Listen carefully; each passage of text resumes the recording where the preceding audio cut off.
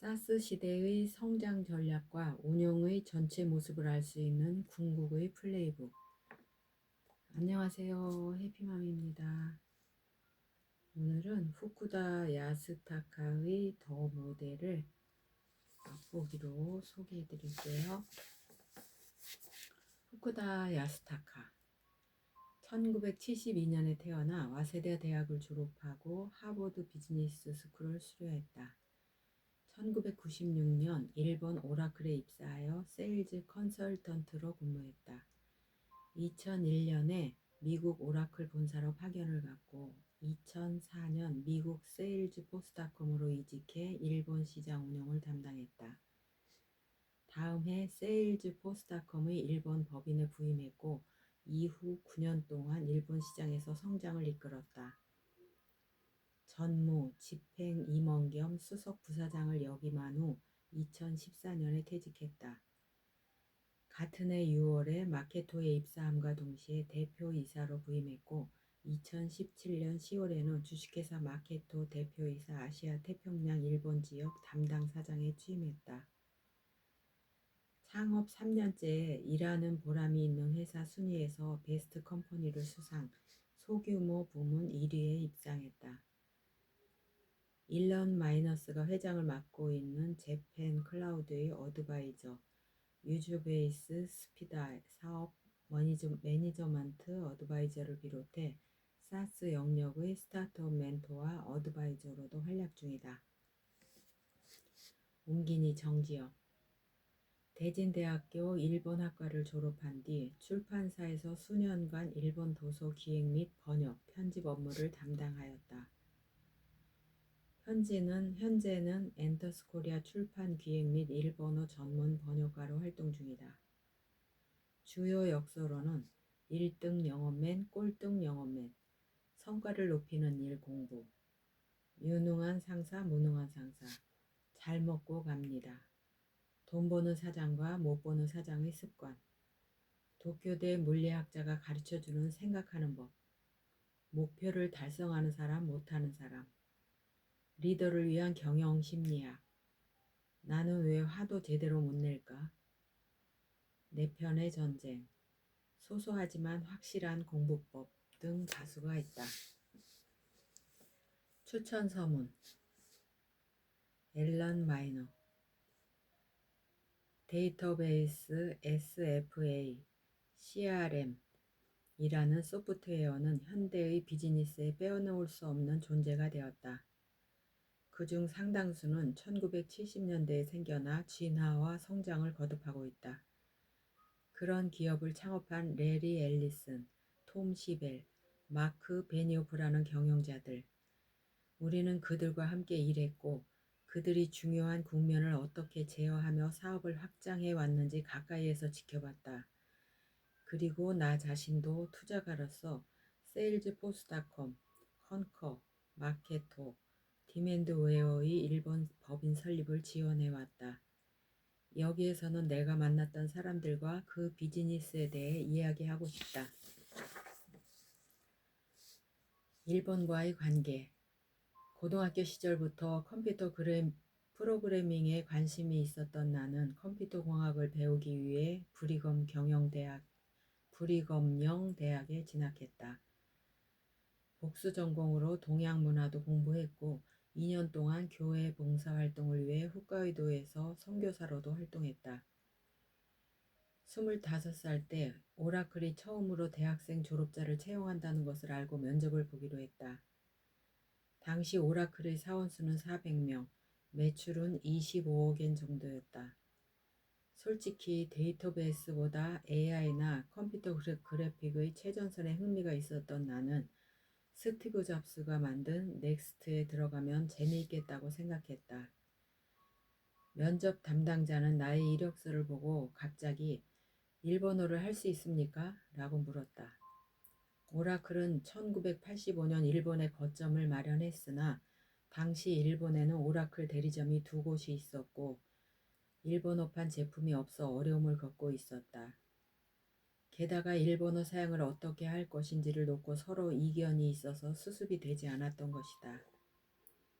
오라클은 일본어판을 만들 수 있는 엔지니어를 구하고 있었다. 일본어와 프로그래밍, 이 두 가지가 연결된 일이 존재한다는 것을 알게 된 나는 오라클에 들어가기로 결심했다.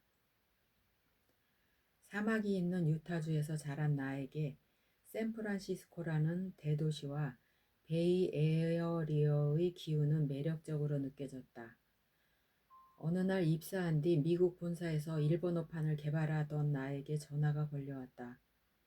일본에서 소프트웨어 공급업체 아시스토를 설립한 빌 토튼이었다. 그는 아시스토에서 릴레이션 데이터베이스를 다루고 싶어하며 오라클만이 아니라 경쟁 업체인 잉그레스도 후보로 하고 있다고 내게 알려주었다. 아시스토가 잉그레스를 다룬다면 오라클은 승산이 없었다.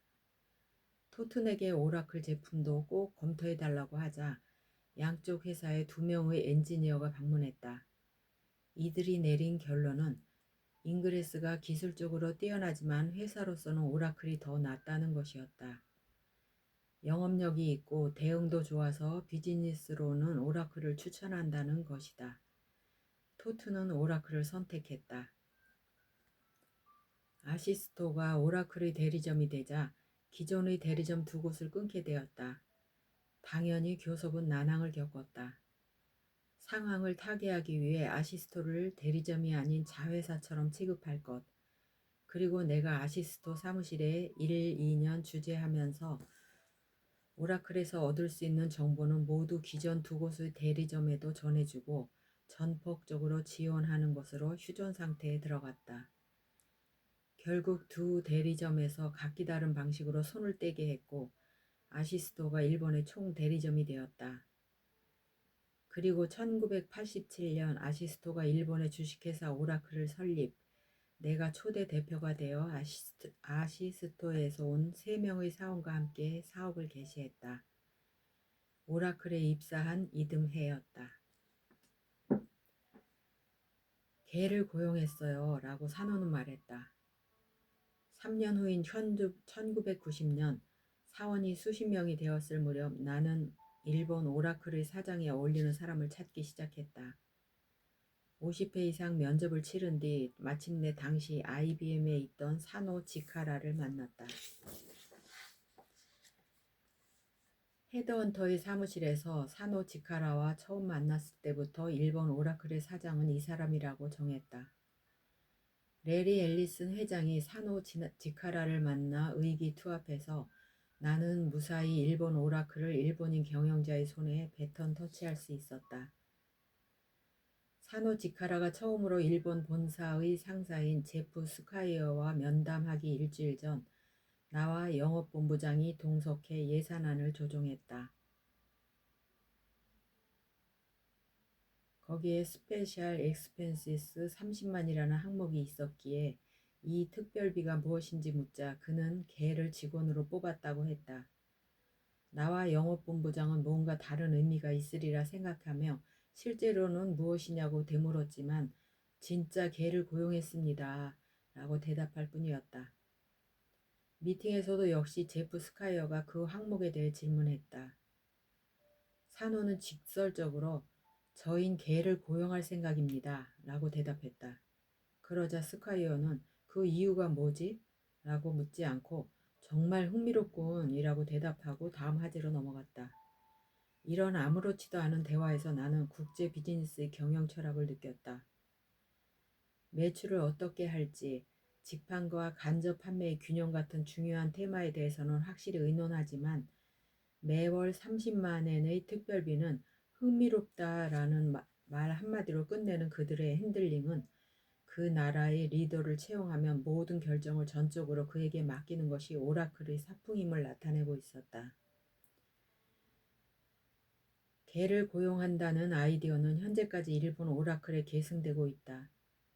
이 회사를 방문한 사람들은 운이 좋으면 보송보송한 털이 매력적인 큰 개를 만날 것이다.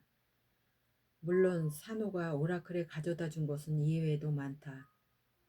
파트너와 윈윈 관계를 구축할 것, 한 것, 요코하마 국제평화회의장에서 일본 최초로 오라클 오픈월드를 개최하고 성공시킨 것, 여기에 특히 훌륭했던 것은 브랜드 마케팅 실력이다.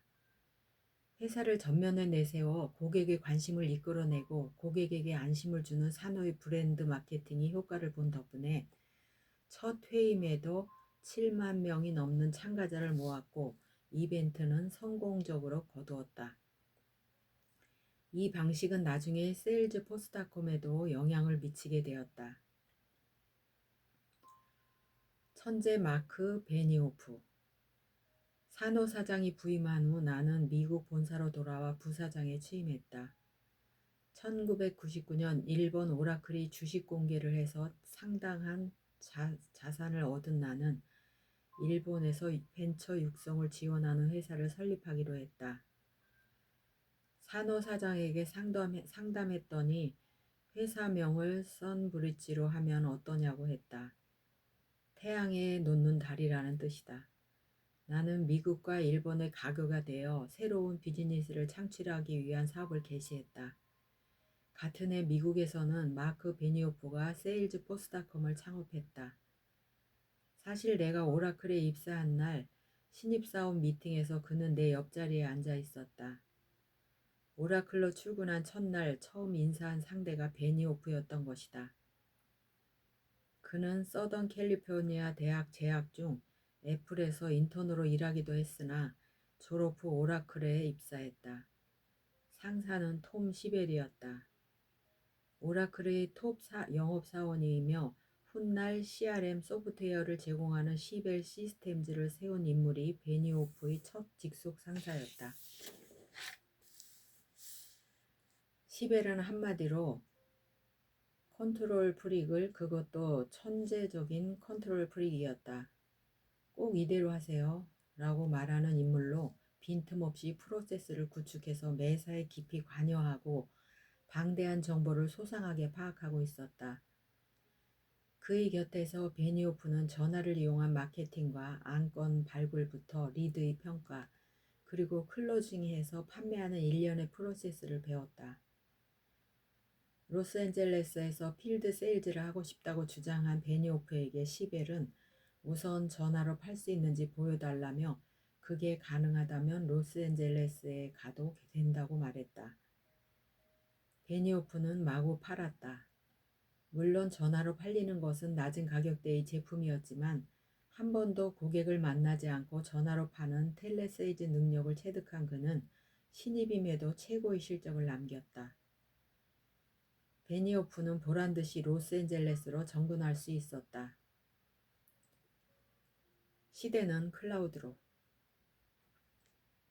90년대 중반부터 오라클의 윌리슨 회장은 앞으로 모든 컴퓨터는 서버에 소프트웨어가 있고 유저 측에서 그것을 이용하는 신클라이언트가 될 것이라고 예언했다. 그 구상을 실현하는 마케팅 책임자가 베니오프였다.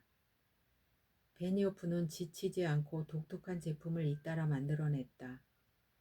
그의 뛰어난 점은 고객이 무엇을 원하는지 읽어낸다는 점이다. 또한 새로운 것을 좋아해서 바로 다음 제품을 만들고 싶어 했기에 타고난 크리에이터라고 해도 좋을 정도였다. 그리고 상냥한 미소와 시원한 성격은 많은 사람을 매료시켰다. 어느 날 본사에서 베니오프의 사무실 앞을 지나가는데 앨런 보여주고 싶은 게 있어 라고 하며 나를 불러 세웠다. 지금 만들고 있는 것은 오브젝트를 지향한 개발 툴로 분산 환경에서 동작하는 멋진 소프트웨어가 만들어질 것이라고 했다. 데모를 본 내가 그럼 하나 더 재미있는 일을 하지 않겠어? 오라클에서 처음으로 버전 1부터 일본어에 대응하는 소프트웨어를 만들 거야 라고 말하자 베니오프는 좋아 하자 라고 즉답했다. 개발을 시작하고 미국과 일본에서 개최된 오라클 오픈월드에서 선보이게 되었는데 미국에서는 로스앤젤레스 지진이 일어나서 발표가 중단되었다. 일본에서도 고베가 지진 피해를 입어 요코하마 국제평화회의장에서 묵념을 올리고 나서 이벤트를 개시하게 되었다. 일본의 판매자에게 하드웨어를 만들게 하기 위한 새로운 구상 발표의 책임자였던 나는 물론이고 베니오프 또한 세계에서 가장 자신의 제품을 반겨주는 일본의 이벤트에서 할 수 있는 일을 최대한 해내려고 했다. 그리고 이것은 둘이 오라클에서 몰두한 마지막 일이 되었다. 시대는 기업이 하드웨어나 소프트웨어를 보유하는 낡은 온 프레미스 모델에서 네트워크 컴퓨팅, 클라우드로 움직이고 있었다. 베니오프는 앞으로 업계가 클라우드 모델로 옮겨갈 것으로 확신하고 오라클을 떠나 1999년 세일즈포스닷컴을 설립했다. 당시 클라우드 기반 서비스를 제공했던 곳은 넷스윗과 세일즈포스닷컴 두 곳뿐이었다. 넷스윗의 사장은 개발자였다. 내가 오라클에서 배운 것은 개발자가 사장인 회사, 마케팅 천재가 사장인 회사가 있으면 이기는 것은 후자라는 것이었다. 오라클은 마케팅과 영업과정, 그리고 무조건 이긴다는 의식이 매우 강했다. 그래서 베니오프가 창업할 때 나는 그에게 투자하려고 했다. 결국 2000년 썬브리지는 미국 세일즈포스닷컴과의 공동 출자로 일본의 주식회사 세일즈포스닷컴을 설립했다. 베니오프는 경영자가 되고 나서 지금까지와 완전히 달라졌다고 해도 좋을 정도였다. 매니지먼트 팀과의 미팅에 동석해보니 그의 행동과 대처법이 전혀 다르다는 것을 확연히 느꼈다. 프레젠테이션은 더욱 정교해졌고 대담을 하면 텔레비전 프로그램 호스트처럼 재미있는 대화를 펼쳤다.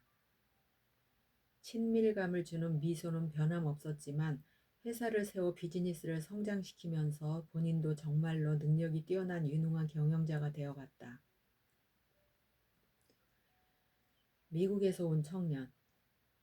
하지만 그런 베니오프에게도 고민이 있었다. 일본에서의 비즈니스가 생각처럼 진행되지 않았기 때문이다. 곤란해진 베니오프는 나와 사노에게 상담을 했다. 사노가 낸 아이디어는 젊은이에게 미국의 방식을 가르친 뒤 일본에서 실행하게 하는 것이었다.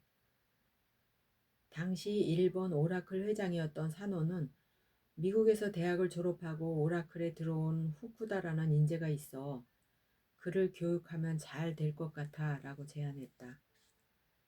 내가 처음 후쿠다 야스타카와 만난 것은 일본 오라클이 5기에 접어들어 직원이 수백 명 규모가 되었을 때였다. 사실 그와 처음 만났을 때는 기억나지 않는다.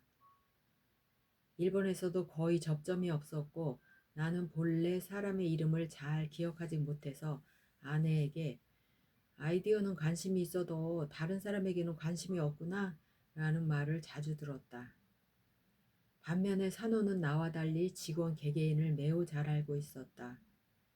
그런 산호가 추천하는 사람이 정말 대단한 인물일지도 모른다는 것이 그에 대한 첫인상이었다. 산호의 제안에 따라 후쿠다는 일본 오라클을 퇴직하고 세일즈포스닷컴 미국 본사에 들어갔다. 그곳에서 훈련을 통해 1년의 프로세스를 체험하고 그 유효성을 이해하면서 자기 것으로 만들어 나갔다. 베니오프가 안고 있던 과제를 해결하기 위해 후쿠다가 선택되었을까? 그것은 그가 하는 말을 들으면 알 수 있다. 그는 수치를 바탕으로 매우 논리적으로 논의를 진행한다. 그가 말하는 대로 하면 그 결과가 어떻게 될지도 예측하기 쉽다. 이 스타일은 베니오프를 비롯한 미국 경영진들에게 받아들여졌고 그는 신뢰를 얻었다. 필요한 것을 모두 습득한 후쿠다는 곧장 일본으로 귀국해 그 방식을 실천하게 되었다. 그러나 많은 사람이 그를 선뜻 받아들이기는 어려웠을 것이다. 미국 본사는 좋게 평가했을지도 모르지만 일본에서 영업으로 올린 판매 실적은 없었다. 주변 사람들은 본사에서 온 그를 어떻게 대우하면 좋을지 몰라 갈팡질팡했다. 그러나 그에게는 근성이 있었다. 레리 앨리슨과 톰 시벨의 영업 철학처럼 할당량을 무조건 달성한다는 기계가 있었다. 내가 일본 오라클을 처음 시작할 때 전년도 매출이 49만 $500였으므로 상사는 다음 해에 할당량을 2배 올려 $100로 향했다. 한 해가 끝나갈 무렵 내 매출은 $99만 5천 달러였다. 나는 전년도보다 매출을 배 가까이 늘렸으니 됐다고 생각했지만 상사는 목표 달성에 실패했다는 이유로 자네는 영업직으로서 실격이야 라는 말 한마디를 던졌다. 후쿠다는 영업을 책임지고 수치로 보여주며 약속을 지킨다는 오라클의 문화를 확실히 계승하고 있었다. 그리고 미국의 세일즈 포스닷컴에서 배운 방식을 한층 더 진화시키려고 했다. 영어 프로세스의 개혁. 당시 업계는 전화로 접근하는 텔레세일즈와 방문해서 영업하는 필드 세일즈로 완전히 나뉘어 있었다. 텔레세일즈는 대개 본사에 자리하거나 솔트레이크 시티 혹은 피닉스처럼 인건비를 낮출 수 있는 곳에 둔다. 그리고 그곳에서 전미의 전화로 영업 활동을 한다. 전문 분야가 확실히 할당되고 있어 일정 레벨에 미달하는 고객에게는 전화로 영업하고 일정 레벨 이상의 고객은 직접 방문한다고 정해져 있다. 고객을 만날 때마다 비행기를 사용하게 되는 미국에서 필드 세일즈는 비용이 너무 많이 든다. 그래서 전화로 접근하여 판매한다. 텔레세일즈는 절대로 고객을 만나러 가지 않는다. 그게 당시 스타일이었다.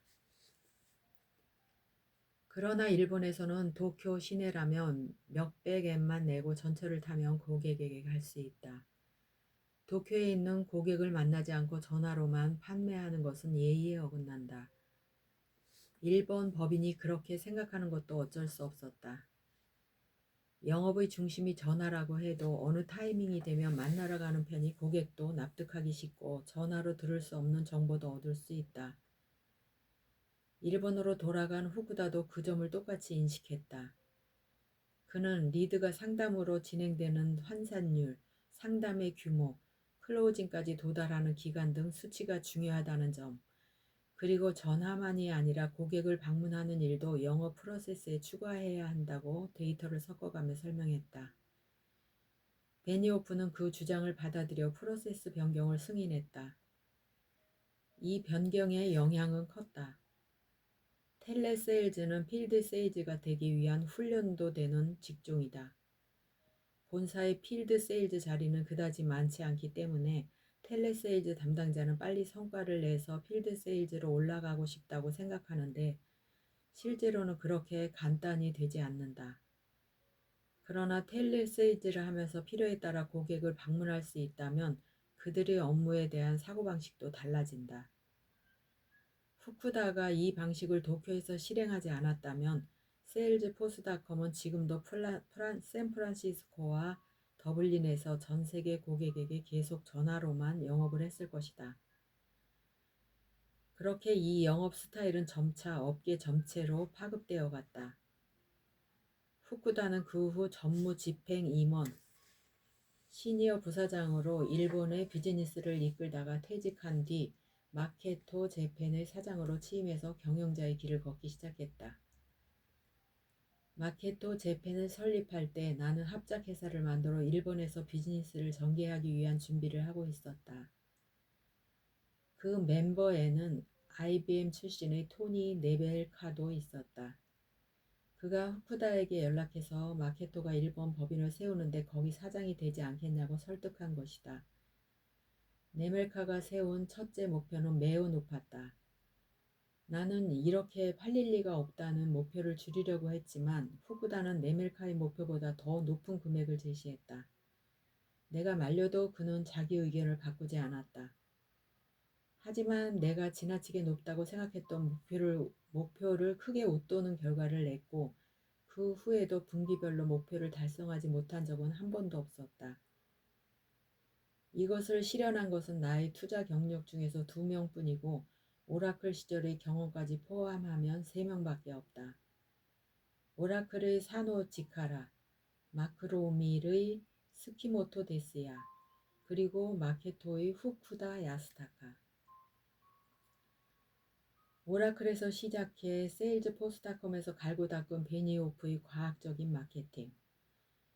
그리고 파이프라인 생성과 디지털 마케팅에서 영업 프로세스까지 모든 것을 관리하는 방식을 완전히 이해하고 실행해온 사람은 후쿠다 야스타카 외에는 없었다. 후쿠다 야스타카는 이 책에서 그가 계승하고 실천해온 비즈니스 방식을 정리하고 그 전체상을 보여줄 것이다. 그리고 자신이 거기에 어떤 혁신을 추가하려고 하는지도 밝힐 것이다.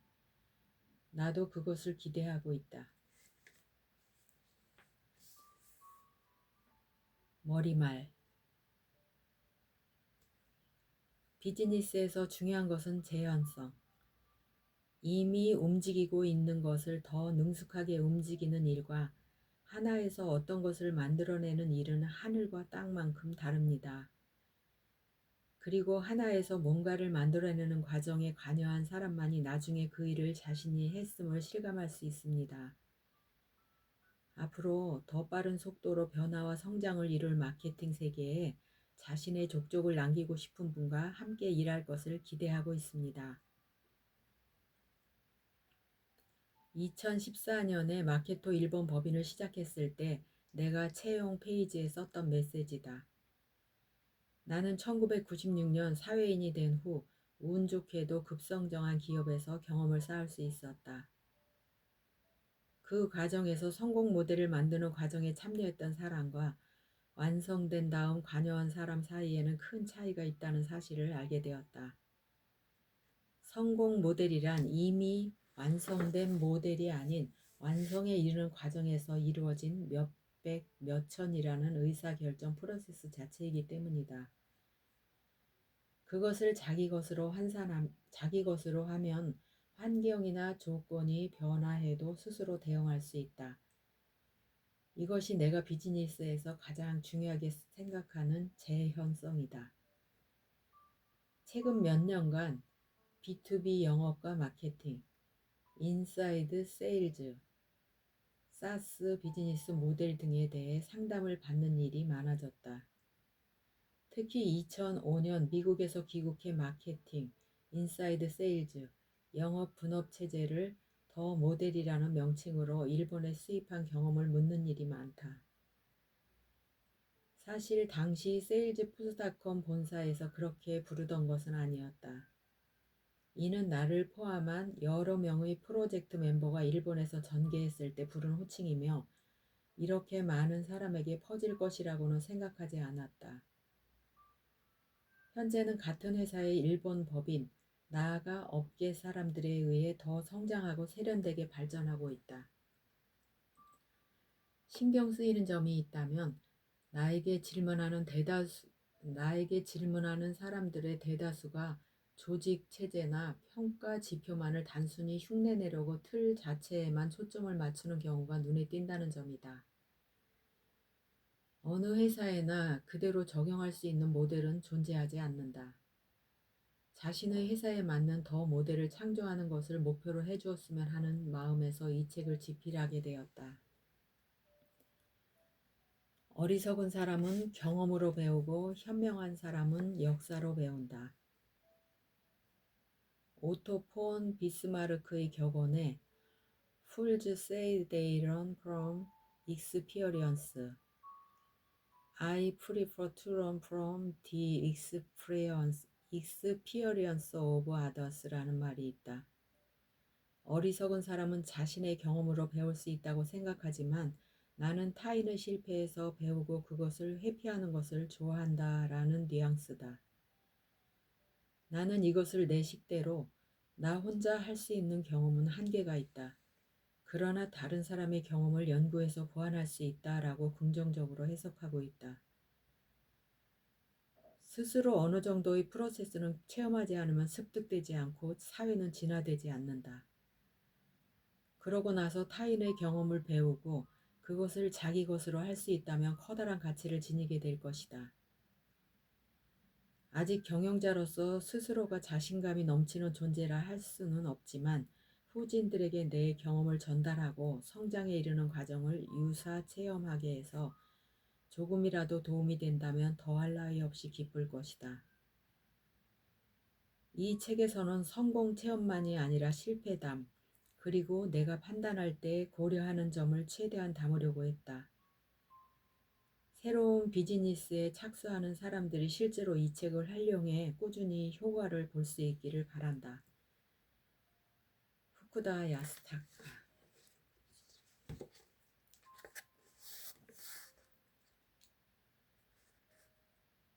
고객이 구매하는 과정의 절반 이상은 영업을 만나기 전에 끝난다라는 사실은 기업의 기존 마케팅, 영업 활동 변화를 요구하고 있다. 인터넷과 스마트폰에 의해 소비자와 기업의 구매 행동은 크게 변화하고 있고, 이에 대응하기 위해 마케팅, 인사이드 세일즈, 필드 세일즈, 고객 성공이라고 하는 분업 체계가 생겨났다. 그리고 이 체제의 시작점이라고 할 수 있는 것이 바로 세일즈포스닷컴의 더 모델이다. 이 책에서는 더 모델이 태어난 배경부터 실제 사용 현장에 맞춘 새로운 프로세스, 그리고 시장 전략, 인재, 조직, 리더십까지 철저하게 설명한다.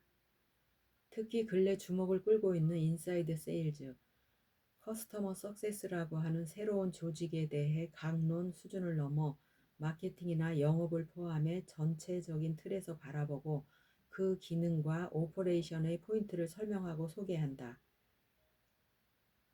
미국 세일즈포스닷컴의 마크 베니오프 CEO를 비롯하여 미, 일의 경영자, 매니지먼트들의 귀중한 에피소드도 다수 수록되어 있다. 맺은 말. 이 책에서는 내 경험을 토대로 전략, 프로세스, 인재, 조직, 리더십이라는 관점에서 회사의 더 모델을 만들기 위한 경험과 과정, 전략 등을 설명해왔다.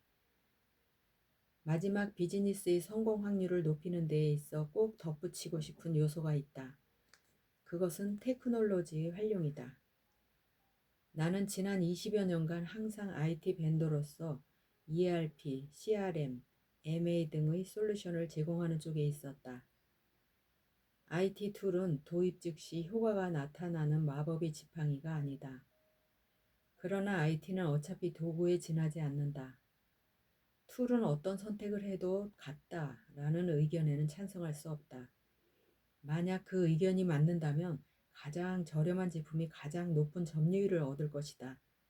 어차피 도구일 뿐이다 라고 말하는 사람은 인간이 원래가 툴을 만들어내는 생물임을 잊고 있는 것은 아닐까? 도구이기에 선택이 중요하다. 스티브 잡스가 매킨토시 개발 프로젝트의 지휘를 맡고 있을 무렵 퍼스널 컴퓨터를 바이시클 포 더 마인드라고 불렀다. 한 조사에서 여러 동물이 이동할 때 운동 효율을 비교했더니 콘도르가 1위였고 인간은 하위였다. 그런데 자전거를 탄 인간을 추가했더니 콘도르를 훨씬 윗돌아 압도적인 1위가 되었다. 이를 알게 된 잡스는 인간은 툴을 만들어내는 존재이며 도구를 통해 인간의 능력을 몇 배나 증폭시킬 수 있다고 생각했다. 그래서 컴퓨터를 지성을 위한 자전거라고 말하고 싶었던 것 같다. IT는 그야말로 인간의 능력을 증폭시키는 인류가 만들어낸 도구 중 하나다. 그렇기 때문에 자신에게 맞는 것을 선택해야 한다. 툴은 어떤 것을 선택해도 같다라고 말하는 사람의 상당수는 각각의 툴이 지닌 가능성의 최대 공약수밖에 이해하지 못하기 때문에 툴이 지닌 장점을 살릴 수 없다.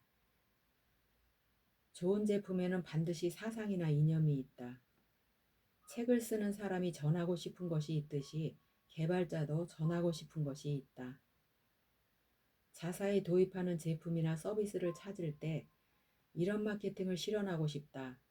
사람의 커뮤니케이션 방법을 이렇게 바꾸고 싶다라는 개발자의 생각이나 콘셉트에 공감할 수 있는지, 그것이 자사가 목표로 하는 방향성과 맞는지가 최대의 포인트가 된다.